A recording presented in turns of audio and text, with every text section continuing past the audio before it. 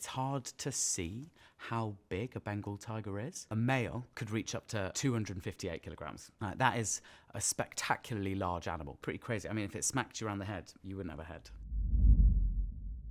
Hi, I'm Dan O'Neill. I'm a wildlife biologist, broadcaster and filmmaker, and I'm working on a new series called Tiger Island. Today I'm going to watch and react to an unseen bit of footage that's not in the show to give you a bit of insight into what it was like filming in Nepal. I'm really excited about this because this was very cool and it didn't make it into the show, but this is when Sushila, the expert ranger and the only reason I'm alive, and I go to inspect a tiger's kill that has been left. So when we knew from the drones that this tiger had left the site, it was a perfect opportunity to go and inspect the kill site to see what it looks like, and it's very cool. And Sushila's walking very confidently, me a little less so. Chugani and her cub are right there, they've just made a kill. So what's cool, just watching her from the sky, this is something you'd never be able to see. A mother and her cub eating a freshly made kill.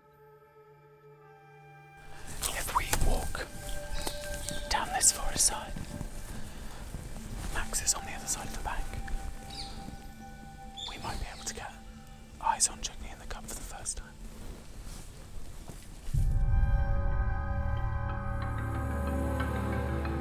Tigers have one of the coolest tongues of any animal in the world. They have these spiny structures called filiform papillae on their tongue, and it's these thousands of comb-like spines, which basically when the tiger's licking that prey, it'll strip away all the hair, it'll strip away the skin and allow the tiger to access the meat underneath. It's pretty incredible.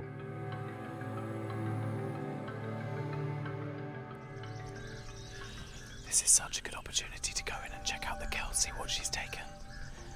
But we've got to be really careful because she is somewhere in the area, we know. Right now, she's about 350, 400 metres in that direction, so we're safe. But there have been a couple of deer calls in this direction, so we need to just check and make sure the area is safe before we go in. But yeah, it's an opportunity we can't miss. Look at Sushila. One of the most fearless people I've ever met in my life. She's what keeps us safe. She lives in this environment. She spent her whole life, 30 plus years, living in this environment alongside elephants, rhinos and tigers. And that little stick, that's it. I'll tell you, there was a time when we were all sat in camp and a rhino started walking towards our camp, and they're dangerous. I think tigers are dangerous. Elephants and rhinos, they're responsible for the most wild kills of people in this environment. And Sushila, she walked out from camp with a little stick and just slammed it on the ground, screaming at this rhino, and it left.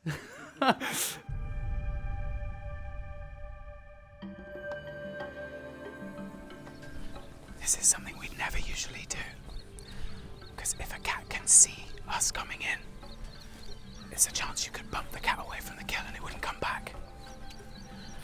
But we know from the drone team that she's far off in this direction, far away from any line of sight to us.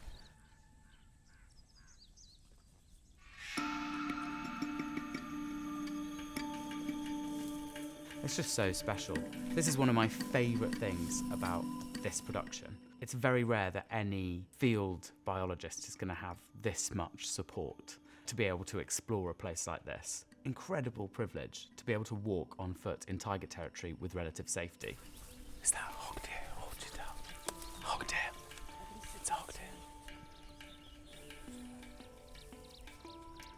The speed that an animal that size can eat is pretty incredible. A hog deer, it's not the largest deer there by no means, but hog deer is not. I mean, it's a pretty big animal. And in 35, 40 minutes to eat half of an animal like that, it's pretty impressive. It's hard to see how big a Bengal tiger is. A female could be 100 to 160 kilograms. A male could reach up to 258 kilograms. That is a spectacularly large animal. Pretty crazy. I mean, if it smacked you around the head, you wouldn't have a head. I imagine the fact that they killed it probably like 35, 40 minutes ago. It's almost half eaten. Mm-hmm. The speed is incredible, isn't it? Yeah. I really want to just quickly check out the kill to see how she killed it.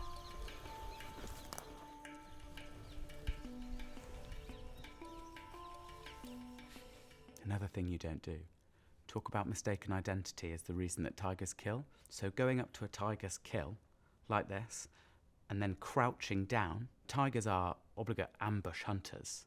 So what they do is they hear sounds, they stalk, they get very, very close to their prey. They have a very, very powerful grappling force that allows them to jump onto prey, hold it down, and if it's small, they'll bite at the back of the neck, severing the spine for an immediate kill, or if it's larger, they'll come to the front and kill through asphyxiation. But it happens incredibly quickly, and once the tiger gets into its stalk and ambush and hunting behaviour, that's kind of it for you. What you want to do to avoid being attacked by tigers really is just be in their field of awareness.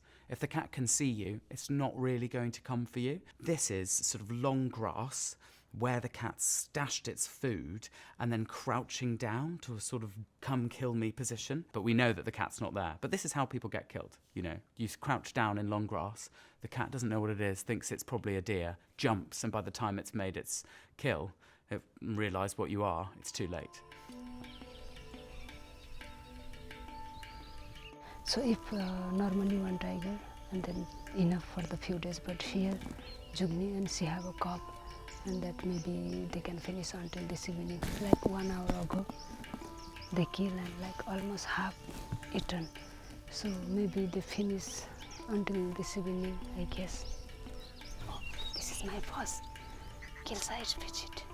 I seen from distance, I never seen that much close. You've never seen one this close before? Yeah. This is special.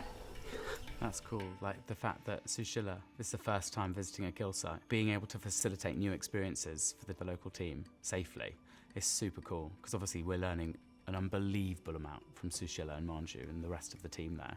But it's just cool to have like ability from our technology to give something back. This is already amazing, and maybe still somewhere close. So now I think we should go from this area.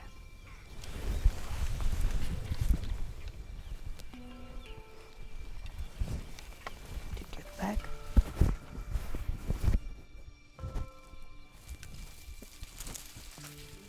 She saw deer and then come here, scratch down, and she's waiting to come deer very close, and then she jumped to catch deer over there.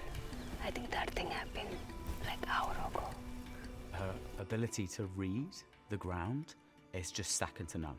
Like walking around and you might not see something that she's already read the whole story and she's been collating all of the information. But it's just wicked to see how Sushila's skills can tell us so much about the environment. I mean, it's so cool. She really does know everything about tigers and everything about the environment.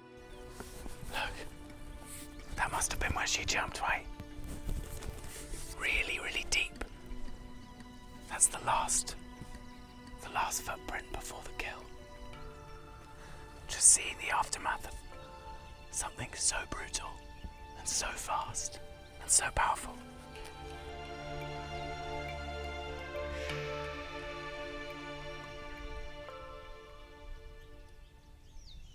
That's the end. Woo! Yeah, I love it so much. One other thing I'll say is just looking at it back just brings back how exciting and amazing this was. And it was the most incredible team. There were 17 of us on the ground working on this production. We had such an incredible time making this program. So just watching it back, it's so nostalgic. And I'm jealous of both Sushila and I getting to experience it there because it just was such a magical place. It is just the most incredible experience being there on the ground and seeing what it's really like. Amazing. I can't wait for everyone to see it. It's really good. I've been given some quick fire questions about our new series Tiger Island, and I haven't seen any of these, so bear with me if I can't answer them. Absolutely, yeah. I mean, I had to run back and read papers and call colleagues. I mean, tigers are solitary animals. Never would I have expected adjacent female in a territory next to another female, both have cubs, to come together and for one female to leave her cubs with another tigress and then her seemingly be absolutely fine, crashing and looking after all of them, walking away from the area, crossing a river with 5 cubs in tow, 3 of which are not her own and a vastly different age from her own cubs, only to come back and then to see those 2 tigers with their cubs back where they're supposed to be in following days. That's effectively cub sharing. The reason we haven't been able to see these behaviours until now is because these animals are hiding. They've evolved to hide. They live in dense undergrowth. They're obligate ambush hunters, which means they only show themselves at the final moments before they kill something, and every other situation they want to stay hidden. Camera traps allowed us to get into those worlds early on, but they're very limited. You know, we put a camera trap in a very specific location trying to find a very specific thing, and often that small plane of vision, that image that the camera trap is showing us, only video has come out recently. Former camera traps only showed photographs, and you can't see detailed behaviours in these very limited images. Now, being able to use drones, as we have in this series, far away with long lenses that can zoom really effectively so that the cat can't even hear the drone. It doesn't know that it's there, and therefore they're showing these really intimate social behaviours, cub-rearing behaviours that nobody will ever be able to see without doing it from the sky, because they do those behaviours and they exhibit those behaviours when nothing else is seeing them. Yeah, for sure. Anna, for example, is trying to get those most beautiful images that best showcase the tiger and their behaviour. Whereas for me, I'm looking at it in terms of how do we have the longest uninterrupted vision of an animal and record it, because all of this is data. We're seeing behaviours that we still don't understand a lot about. And for me, that's what's most exciting about this. It's seeing what these kinds of programmes can give us, and the collaboration, which is really important between filmmaking and science. How cold it was. Honestly, I should have known, but it was quite cold. And I was not prepared. In fact, not a lot of us were prepared. The temperature changes so much in that habitat. And then getting onto the island, it's totally wild. You can hear birds everywhere. It's so vibrant and full of life and loud with wildlife. But there's this thick mat of mist across the whole island. The first thing I noticed in Nepal was just how utterly beautiful it is. And I think a lot of people, when you hear Nepal, you might think about the Himalayas, high mountains, Everest, but actually this Terai Arc landscape that is home to such a thriving population of incredibly rare and beautiful animals is such a special part of the country. And I'm so excited for people to learn more about it, because it is just utterly beautiful. Rhinos, elephants, tigers, all living together. Yeah, it's very, very cool. This is fun. I want to answer all of them. Let's spend all day doing this. I mean, it's pretty intense. Tigers are crepuscular animals, which means that they're most active at dawn and dusk, which means if we're going to see them moving, we also have to be most active at dawn and dusk. So we're up super early, out there with all of our equipment, lugging it across rivers, walking through dense terrain, trying to find these tigers. And we've got to be there earlier than their most active times anyway, because when we get there, we have to locate them. And we're flying up thermal drones at first light, and then we'd nap during the middle of the day when it is sweltering. So it's extremely hot in the middle of the day, kind of chilly in the morning. Every sense is being battered at all times, but it's so worth it. The experiences you might have the most difficult day of your life and then see some spectacular behaviour that maybe no one's ever seen before. And yeah, it makes it worth it tenfold.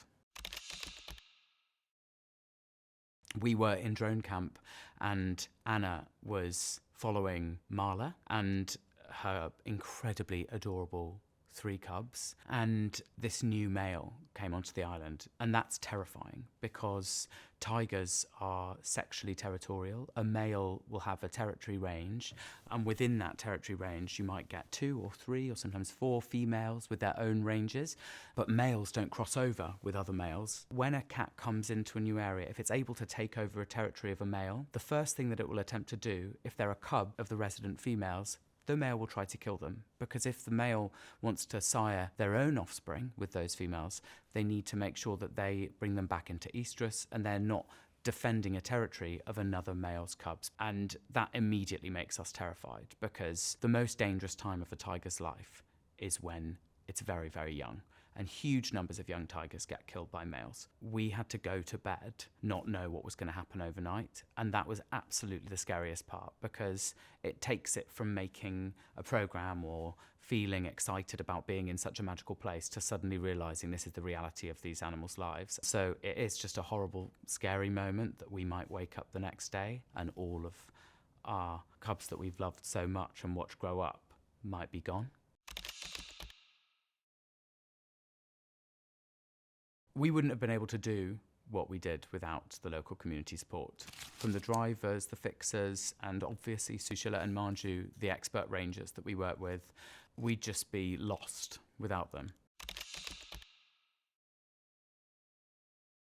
I want people to feel there's hope for endangered species, that the world's most iconic big cat is on the rise. I hope that we can transport people on their Sunday night to a special world that actually exists, and remind young people that these species are still out there, and pursuing careers in conservation and science mean that one day you might be out there looking at tigers in the wild and studying them as well.